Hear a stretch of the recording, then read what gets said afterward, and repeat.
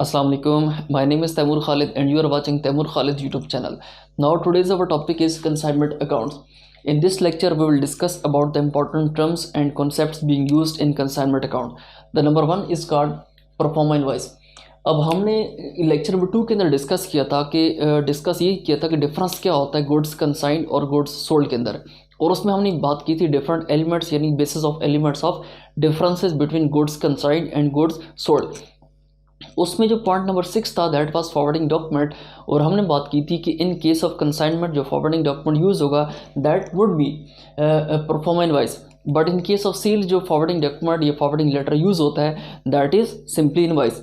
अब forwarding document या forwarding letter का मतलब ये है कि जब भी एक पार्टी चीज़ें सेंड करती है दूसरी पार्टी को, तो जितनी चीज़ें सेंड की जाती हैं, जो चीज़ें सेंड की जाती हैं, क्या प्राइस होगी, तो ये तमाम चीज़ें जो है उस पर मेंशन की जाती हैं। तो वो जो फॉरवर्डिंग लेटर या फॉरवर्डिंग डॉक्यूमेंट होता है, जब भी चीज़ें सेंड की जाती हैं तो वो लेटर उसके साथ उन चीज़ों के साथ दिया जाता है, साथ भेजा जाता है, ठीक है। तो वो जो फॉरवर्डिंग लेटर होगा, फॉरवर्डिंग डॉक्यूमेंट होगा इन case of consignment that is proforma invoice. इस परफॉर्मा इनवॉइस पर डिटेल्स मेंशन होगी कि जो चीज़ें कंसाइनर ने कंसाइनी को भेजी हैं वो चीज़ें क्या है, यानी नेम ऑफ द आइटम्स या नेम ऑफ द गुड्स। साथ ही साथ क्या होगा कि उन चीज़ों की क्वांटिटी कितनी है, कितनी क्वांटिटी में वो चीज़ें भेजी गई हैं, और उसके बाद क्या है कि जो प्राइस है, यानी जो कंसाइनर जो है जो चीज़ें सेंड कर रहा है तो उन चीज़ों की कॉस्ट प्राइस क्या है, यानी cost of goods send on consignment की वैल्यू क्या है, ठीक है। तो मतलब ये कि जो परफॉर्मा इनवॉइस है that is simply a forwarding letter या forwarding document that is being send by consignor to consignee while sending the goods. तो इसमें मेंशन क्या होता है, डिटेल्स क्या होती हैं, name of the quantity, name of the item being send, और जो क्वांटिटी है उसकी कितनी क्वांटिटी है, कितनी मिकदार में चीज़ें सेंड हो रही है, और थर्डली उनकी प्राइस क्या है, उनकी कॉस्ट प्राइस क्या है, ठीक है। इसके अलावा जो सेकंड डॉक्यूमेंट है, सेकंड जो नंबर है दैट इज डेलीगेटेड कमीशन। अब होता है इस तरह कि जो कंसाइनर है वो कंसाइनी को चीज़ें भेजता है सेल करने के लिए, जो और जो कंसाइनी है वो फर्दर मार्केट के अंदर डिफरेंट कस्टमर्स को चीज़ उधार पर सेल करता है, ठीक है। कुछ कैश पे भी हो सकती हैं लेकिन कुछ उधार पर भी होंगी। अब उधार का मतलब है क्रेडिट पर। अब सिचुएशन ये भी पॉसिबिलिटी बन सकती है कि कुछ कस्टमर्स ऐसे हैं कि जो अमाउंट जल्दी पे कर दें, कुछ ऐसे हैं जो अमाउंट लेट पे करें, लेकिन कुछ ऐसे भी हो सकते हैं जो अमाउंट बिल्कुल सिरे से पे ही ना करें, या कुछ हाफ पेमेंट कर दें लेकिन हाफ पेमेंट अदा ही ना करें। तो जो वैल्यू कंसाइनी को कस्टमर से रिकवर नहीं होगी दैट वुड बिकम बेडेड। मतलब ये है कि वो क्या अमाउंट बन जाएगी, इररिकवरेबल। तो जो अमाउंट कंसाइनी को कस्टमर से यानी जो डेटर्स हैं जिनसे अमाउंट रिसीव करनी है अगर वो रिसीव नहीं होती तो वो क्या बन जाती है, बेडेड्स बन जाती है।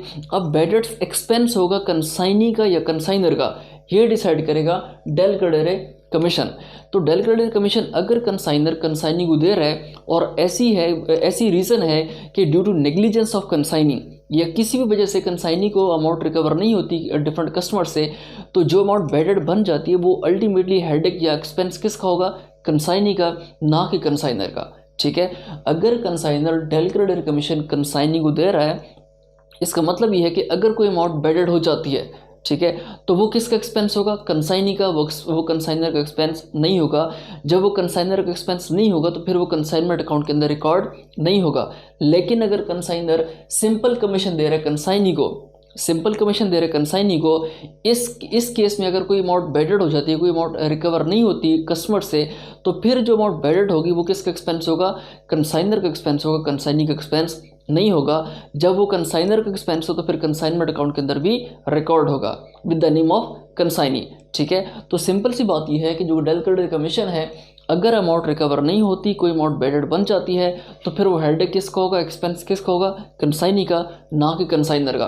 लेकिन अगर सिंपल कमीशन मिलता है तो इस केस में कोई भी अमाउंट अगर बेडेड होती है तो वो कंसाइनी का एक्सपेंस नहीं होगा, वो किसका होगा, कंसाइनर का। और जो भी कंसाइनर का एक्सपेंस होता है बेशक वो कंसाइनर खुद मतलब बियर करे, इंकर करे, या फिर वो कंसाइनिंग करे, अल्टीमेटली होता किसका है, वो कंसाइनर का होता है, ठीक है। तो सिंपल सी बात है, इसको हम एक शॉर्ट एग्जांपल से समझ लेते हैं कि फॉर एग्जांपल जो कंसाइनी है, कंसाइनी ने सेल्स की हैं, क्रेडिट सेल्स हैं, ठीक है, क्रेडिट सेल्स हैं, और कितने की है, मैं कहता हूं कि ₹500,000। इसके बाद इसमें से कुछ अमाउंट रिकवर हो गई है, रिकवरी 4 लाख की रिकवरी हो गई है। अब बाकी जो अमाउंट है 100,000 that is irrecoverable, that is irrecoverable. अब जो भी अमाउंट इरिकवरेबल होती है उसको हम क्या कहते हैं, बैड डेट। और बैड डेट नेचर वाइज क्या है, एक्सपेंस है। नेचर वाइज क्या एक्सपेंस, और अगर एक्सपेंस इंक्रीज हो तो रूल कहता है वो डेबिट, डिक्रीज हो तो डेबिट क्रेडिट रूल में क्या होता है वो क्रेडिट। ठीक है, इसका मतलब है कि ये जो एक्सपेंस है अब ये कंसाइनमेंट अकाउंट का पार्ट बनेगा या पार्ट नहीं बनेगा, ये डिसाइड करेगा डेल क्रेडिटर कमीशन। अगर del credere commission consignor provide करे कंसाइनी को, तो ये जो बैड डेट की वैल्यू है 100,000 ये कंसाइनमेंट अकाउंट का पार्ट नहीं बनेगी। ठीक है, और किसका एक्सपेंस होगा, कंसाइनी का एक्सपेंस होगा। लेकिन अगर सिंपल कमीशन दे रहे हैं कंसाइनर कंसाइनी को और डेल क्रेडिटर कमीशन ऑफर नहीं हो रहा, तो फिर ये जो 100,000 रुपीज़ का एक्सपेंस है जो कि बैड डेट है, ये कंसाइनमेंट अकाउंट का पार्ट बनेगा। ठीक है, मतलब ये है कि जब कंसाइनमेंट अकाउंट का पार्ट बन गया तो बियर कौन कर रहा है, कंसाइनर। ठीक है, अल्टीमेट एक्सपेंस कौन इंकर कर रहा है, कंसाइनर, मतलब पे कौन करेगा, कंसाइनर करेगा। ठीक है, तो सिंपल सी बात है, अगर आपको ये चीज़ मिल रही है कंसाइनर की तरफ से कंसाइनी को, तो बैड डेट हो गया तो वो कंसाइनी का एक्सपेंस होगा। अगर ये कमीशन नहीं मिल रहा तो फिर क्या होगा, बैड डेट जो भी होगा वो कंसाइनर का होगा, कंसाइनी का नहीं होगा अगर वो बैड डेट अमाउंट हो भी जाती है। ठीक है, और जो डेल क्रेडिट कमीशन होगा ये परसेंटेज की फॉर्म में होगा, और परसेंटेज हमने किसके लेनी है, सेल्स प्राइस की, जो एक्चुअल सेल्स प्राइस है। ठीक है, इसकी कि फॉर एग्जाम्पल मैं अज्यूम कर लेता हूँ कि 5% डेल क्रेडिट कमीशन है, तो डेल क्रेडिट कमीशन कैसे कैलकुलेट होगा, simply 500,000 into 5/100 that is equal to ₹5,000। ठीक है, तो 5,000 जो आपका डेल क्रेडिट कमीशन होगा ये भी क्या होगा, रिकॉर्ड होगा कंसाइनमेंट अकाउंट के अंदर। ठीक है, और इसके अलावा जो सिंपल कमीशन है ये भी इसकी एक फिक्स परसेंटेज होती है जो चार्ज होती है ऑन सेल्स। ठीक है, कि फॉर एग्जाम्पल अज्यूम कर लेते हैं कि सिंपल कमीशन है 10%, जो कि क्या होता है कि एक्सपेंस होता है कंसाइनर का और रेवेन्यू या इनकम होती है किसकी, कंसाइनी की। ठीक है, तो ये जो सिंपल कमीशन है ये कंसाइनमेंट अकाउंट का पार्ट भी बनता है, जो कंसाइनी अकाउंट है उसका पार्ट भी बनता है। जैसे हमने प्रीवियस लेक्चर के अंदर डिस्कस किया था अकाउंट सेल्स को। अकाउंट सेल्स क्या था, account sales was consignee account, consignee का लेजर होता है। ठीक है, जिसकी क्रेडिट साइड पर हमने कमीशन रिकॉर्ड किया था, तो वो क्या शो कर रहा था, वो ये शो कर रहा था कि वो कंसाइनी के लिए एज एन इनकम है, लेकिन कंसाइनर के लिए वो क्या है, एज एन एक्सपेंस है। ठीक है, तो सिंपल कमीशन क्या होता है, परसेंटेज की फॉर्म में गिवन होता है, और परसेंटेज किस वैल्यू की चार्ज की जाती है, सेल्स प्राइस पर। अगर यहाँ पर हम अज्यूम कर लेते हैं कि सेल्स क्या है कि 500,000 और 10% जो है अज्यूम कर लेते हैं कि एट द रेट 10% जो है वो सिंपल कमीशन है, तो कैलकुलेट कैसे होगा, जैसे हमने 5/100 किया तो यहाँ पर हम कर देंगे 10/100, तो वैल्यू क्या आ जाएगी, 10,000 रुपीज़। तो 10,000 would be your simple commission. और सिंपल कमीशन क्या होगा, कंसाइनर के लिए एक्सपेंस है, उसके अकाउंट में डेबिट होगा विद नेम ऑफ कंसाइनी, और जो कंसाइनी अकाउंट है उसमें with name with title as a consignment account क्या हो जाएगा, क्रेडिट हो जाएगा कंसाइनमेंट अकाउंट के अंदर। और ये डिटेल कैसे होगी, डेबिट क्यों होगा, क्रेडिट क्यों होगा, कैसे होगा, इनकी जर्नल एंट्रीज क्या होंगी, तमाम की तमाम डिस्कशन हम कंप्लीट वे में करेंगे आने वाले लेक्चर्स के अंदर। अभी हमने सिंपल कॉन्सेप्ट समझ रहे हैं कंसाइनमेंट होता है क्या, इसमें क्या क्या चीज़ें यूज़ होती हैं, लेकिन इसके अंदर ट्रांजेक्शन्स क्या होंगी, कौन कौन से नेचर ऑफ अकाउंट्स होंगे, कितने अकाउंट्स बनते हैं, मेनली 3 अकाउंट्स बनेंगे। Number 1 that would be consignment account in the book of consignor, secondly it would be consignee's account जो कंसाइनी होगा, थर्ड जो होगा cost of goods sent on consignment account या simple goods sent on consignment account. उसमें होगा कि जो भी cost of goods sent on consignment account की वैल्यू होगी उसको हम क्लोज करते हैं ट्रेडिंग अकाउंट के अंदर सिंपली, लेकिन वो with the best of time जो कमिंग लेक्चर्स हैं उनके अंदर हम ये चीज़ डिस्कस करेंगे। इसके बाद जो हमारे पास ओवरराइडिंग कमीशन है, ओवरराइडिंग कमीशन एक एक्स्ट्रा कमीशन होता है। ओवरराइडिंग कमीशन क्या होता है, एक एक्स्ट्रा कमीशन होता है जो कंसाइनर प्रोवाइड करता है कंसाइनी को। रीज़न ये होती है कि कंसाइनर जो है एक न्यू प्रोडक्ट लॉन्च कर रहा होता है मार्केट के अंदर, तो उसको लॉन्च करने के लिए जो भी, अब कंसाइनर ओबियसली जब भी कोई कंपनी न्यू प्रोडक्ट लॉन्च करती है तो उसकी एडवर्टाइजमेंट करती है। अब कंपनी ये चाहती है कि पब्लिक इसको ज़्यादा से ज़्यादा देखे ताकि सेल्स इंक्रीज़ हो, तो कंसाइनर का भी यही मोटिव होता है कि वो एक्स्ट्रा कमीशन देता है। क्यों, क्योंकि वो रिक्वायर करता है एक्स्ट्रा एफर्ट्स फ्रॉम कंसाइनी। तो अगर कंसाइनी से वो एक्स्ट्रा एफर्ट रिक्वायर कर रहा है तो उसके अगेंस्ट वो उसको क्या कर रहा है, कैसे कंपनसेट कर रहा है, एक्स्ट्रा कमीशन के थ्रू। That extra commission is called overriding commission that is being paid by consignor to consignee for making या हम कह सकते हैं कि ताकि वो चीज़ों को थोड़ा प्रमोट करे, फॉर इंक्रीजिंग प्रमोशन, ठीक है, of the new product line. तो जो भी न्यू प्रोडक्ट लाइन, मतलब फॉर एग्जाम्पल मैं कहता हूँ कि पहले जो कंपनी थी, ये जो कंसाइनर था वो मार्कर बना रहा था, मार्कर को मार्केट में सेल कर रहा था, ठीक है, थ्रू कंसाइनिंग। अब वो मार्कर के बजाय इसकी इंक भी बनाने लग गया। तो इसका मतलब ये क्या है कि न्यू प्रोडक्ट है, इस न्यू प्रोडक्ट को जो है वही कंपनी है वो प्रमोट करना चाहती है, तो प्रमोशन किसके थ्रू होगी? अब प्रमोशन तो डिफरेंट वे से हो सकती है, लेकिन जो कंसाइनर है वो विद थ्रू वो किसके थ्रू करवाना चाह रहा है? कंसाइनी के थ्रू। तो कंसाइनी ओबियसली उसको सर्विस दे रहा है, तो सर्विस के अगेंस्ट वो सर्विस चार्जेस चार्ज करेगा, और दो service charges are called overriding commission. और ओवरराइडिंग कमीशन जो भी होगा कंसाइनर के लिए एज एन एक्सपेंस होगा, कंसाइनी के लिए एज एन इनकम होगी, ठीक है। इसके बाद जो सेकंड लास्ट है point, that is point number 5। और पॉइंट नंबर 5 में यह है कि discount paid on bills receivable discounted by consignor. पहले तो बात कर लेते हैं कि ये बिल रिसीवेबल का मतलब क्या है। अब नेचर वाइज अगर हम बेसिक्स ऑफ अकाउंटिंग में जाएंगे, अकाउंटिंग बेसिक्स क्या है, तो बिल रिसीवेबल हमारे लिए क्या होता है? एज एन एसेट होता है। और रूल ये होता है इस पर कि जब भी एसेट्स इंक्रीज होता है तो डेबिट तक, डिक्रीज होगा तो क्रेडिट होगा, ठीक है। अब जो बिल रिसीवेबल है हमारे पास वो क्या है? हमारे लिए एज एन एसेट है। और इसकी जो बिल रिसीवेबल की ट्रीटमेंट होती है मेनली जो मतलब बहुत बड़े लेवल पे की जाती है, दैट इज़ इन जो चैप्टर होगा दैट वुड बी इन हम कह सकते हैं बिल ऑफ एक्सचेंज, ठीक है। कि जो बिल ऑफ एक्सचेंज टॉपिक है उसके अंदर बिल रिसीवेबल, बिल पेबल की डिटेल होती है, ठीक है, बार बार यूज़ होता है। बिकॉज रीज़न ये है कि जो बिल ऑफ एक्सचेंज है उसमें दो पार्टीज होती हैं, एक होता है ड्रॉर और एक होता है ड्राई। जो ड्रॉर होता है वो बिल ड्रॉ करता है, जो ड्राई होता है वो बिल को एक्सेप्ट करता है, साइन करता है और रिटर्न कर देता है ड्रॉर को। अब ड्रॉर की मर्जी है कि वो वेट करे, क्योंकि उसने उधार परचेज सेल की होती हैं, क्रेडिट परचेज सेल की होती हैं ड्राई को, ठीक है। तो ड्राई के पास पैसे नहीं होते कि उसको पे करे एट द स्पॉट, इसलिए वो क्या है कि बिल को एक्सेप्ट कर लेता है और ड्रॉर को रिटर्न कर देता है। अब ड्रॉर की मर्जी है कि वो बिल को डिस्काउंट करवाए बैंक से, यानी डिस्काउंट हाउस से। अब डिस्काउंट हाउस क्या है? Bank, financial institution. कि वो जो बिल ऑफ एक्सचेंज है जो कि ड्राई ने एक्सेप्ट किया है कि हाँ मैंने इतनी पेमेंट इतने महीने बाद जो ड्रॉर उसको पे करनी है, ठीक है। अब वो जो बिल ऑफ एक्सचेंज है, जो किसके पास है? अब ड्रॉर के पास है। वो उसकी मर्ज़ी है कि 2-3 महीने जितनी जो मेच्योरिटी पीरियड है वो अपने पास रखे, और अल्टीमेटली जब बिल मेच्योर हो तो फिर वो कंसाइनी के पास, फिर वो ड्राई के पास जाए और उससे पैसे ले ले, या फिर वो क्या है कि डिस्काउंट हाउस जो कि बैंक है उससे जाकर डिस्काउंट करवा ले, ठीक है। अब डिस्काउंटिंग किस तरह होती है? जब भी बिल ऑफ एक्सचेंज जो है ड्रॉर बैंक को देगा तो बैंक उस पर डिस्काउंट चार्ज करेगा, ठीक है। डिस्काउंट जो होगा कंसाइनर के लिए एज एन एक्सपेंस होगा और जो बैंक है उसके लिए एज एन इनकम होगी, ठीक है। अब हम इसमें समझ लेते हैं कि discount paid on bills receivable discounted by consignor. अब ये है कि जो कंसाइनर है अगर वो बिल ड्रॉ करता है किस पर? कंसाइनी पर, तो इस केस में जो कंसाइनी बिल एक्सेप्ट करेगा, रिटर्न कर देगा किसको? कंसाइनर को। अब कंसाइनर की मर्जी है वो बिल को डिस्काउंट करवाए या अपने पास रखे। डिस्काउंट किससे कराएगा? बैंक से, ऑब्वियसली बैंक से करवाएगा। तो इसका मतलब है कि अब जो डिस्काउंट पेड है ऑन बिल्स, यानी जो बिल डिस्काउंट करवाया है कंसाइनर ने बैंक से, उस पर जो डिस्काउंट पे है, मतलब डिस्काउंट ऑब्वियसली पे होगा, किसको पे होगा? डिस्काउंट हाउस को। और डिस्काउंट हाउस कौन है? दैट इज बैंक, ठीक है। तो बैंक जो है उसको जो डिस्काउंट पे होगा उसकी ट्रीटमेंट कैसे होगी?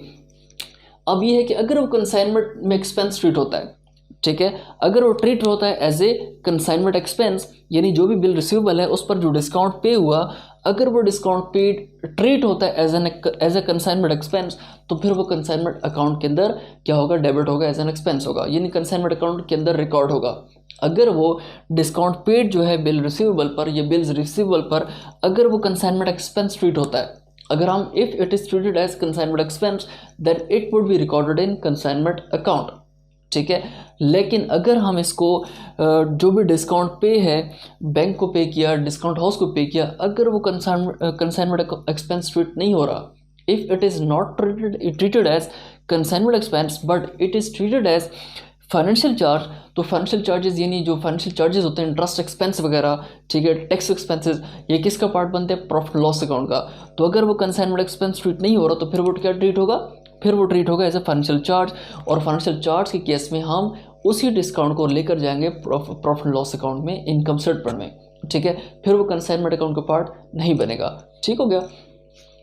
इसके बाद जो हमारे पास लास्ट पॉइंट है that is goods invoiced at a price above cost.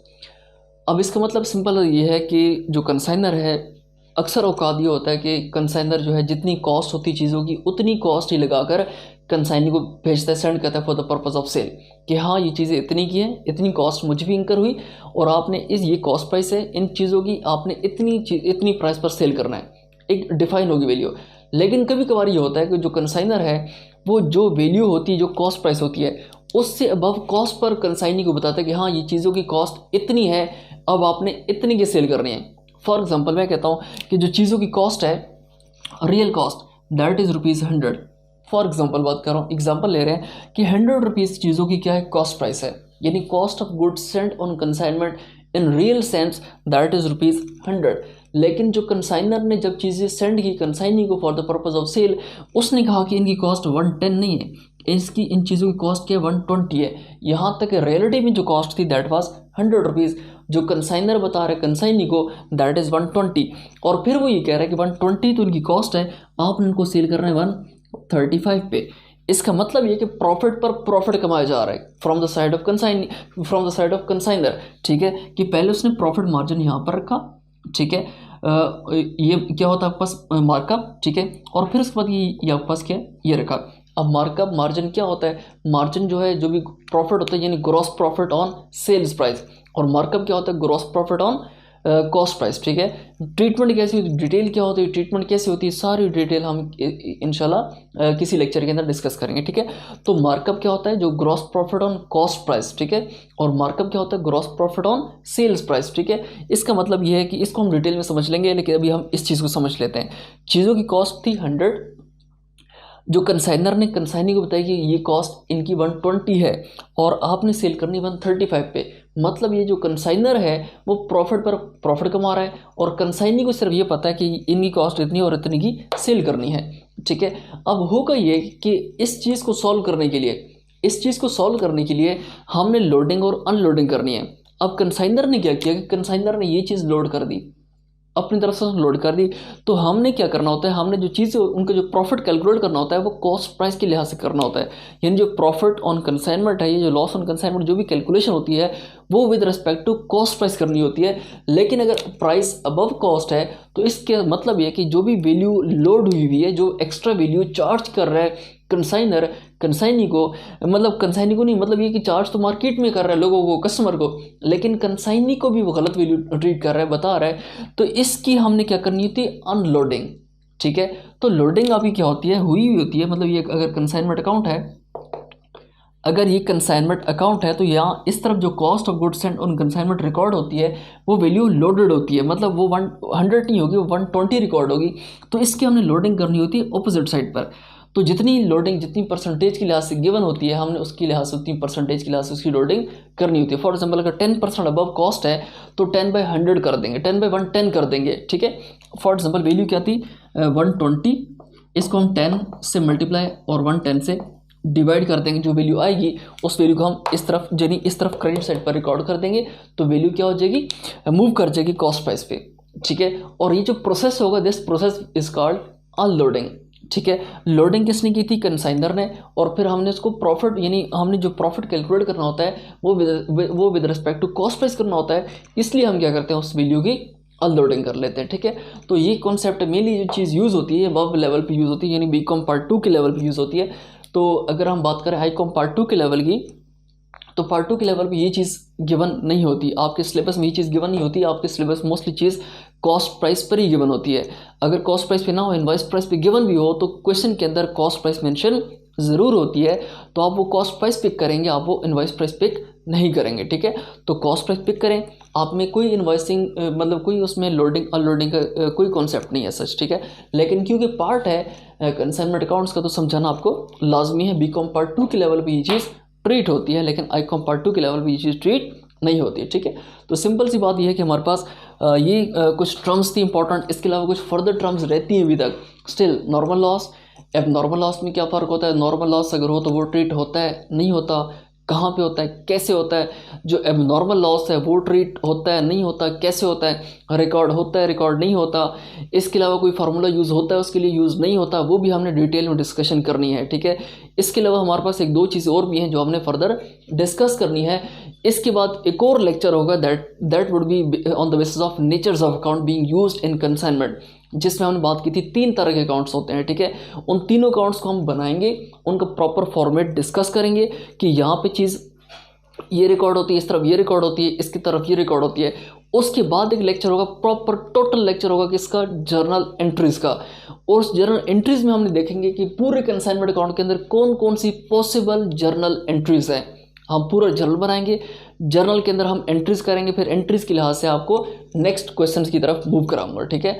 तो फॉलो करते रहें, चीज़ों को अंडरस्टैंड करते रहें। ऐसा ऐसा कोई चीज़ आपको समझ नहीं आती तो कमेंट सेक्शन आपके लिए, आप कमेंट सेक्शन में अपना क्वेश्चन पुट कर दें, ठीक है। इंशाल्लाह आपको नेक्स्ट वीडियो के अंदर उसका आंसर लाइव मिल जाएगा, ठीक है। Thank you so much for watching. अल्लाह हाफिज़।